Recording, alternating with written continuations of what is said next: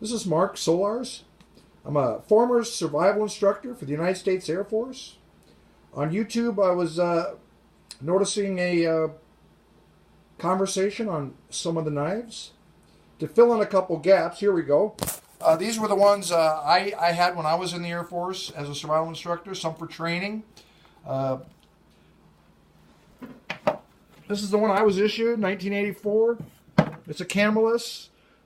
This is my pocket knife, which is a Charade. It's marked 1982.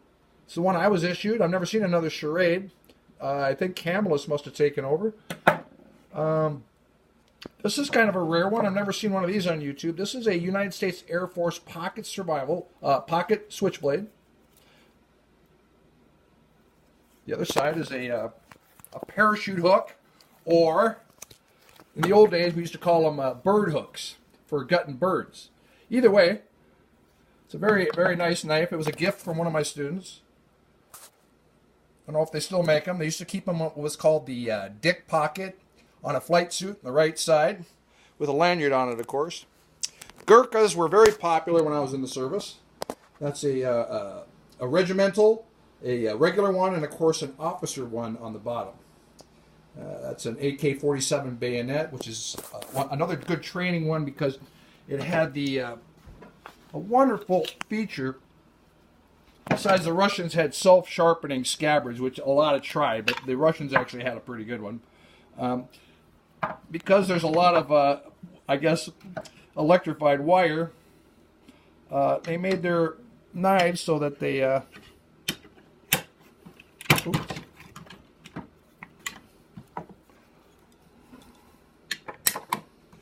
Or a wire cutter for electrified wire. Very clever. And it can cut other things besides wire, but very clever. This is a machete from the Philippines, made out of a Jeep's leaf springs. I used it. It was really the best machete I ever had. It just never went dull. High carbon steel, very nice. Another popular one was what's called an Alaskan bush knife. These were very popular. I don't know if they still are. Just a good bushwhacker. Had some very, very good utilitarian things, especially in deep snow. It was hard to drop it and lose it. And of course, the open scabbard was very good because then you didn't have to worry about it rusting. You could always watch it, keep an eye on it. I don't know what they go for now, but it was kind of expensive when I had it. Kind of the envy of the other fellas. They go, oh, where'd you get that? Anyway, good blade. Once again, these are the ones I remember. Gurkhas were very popular. Everyone seemed to want to have a Gurkha. We spent way too much time trying to throw them.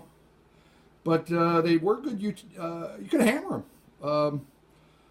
And they had a lot of uses. You could be amazed what you could do with a Gurkha. We used to cook sandwiches on them. Anyway, that's enough for now. Bye now.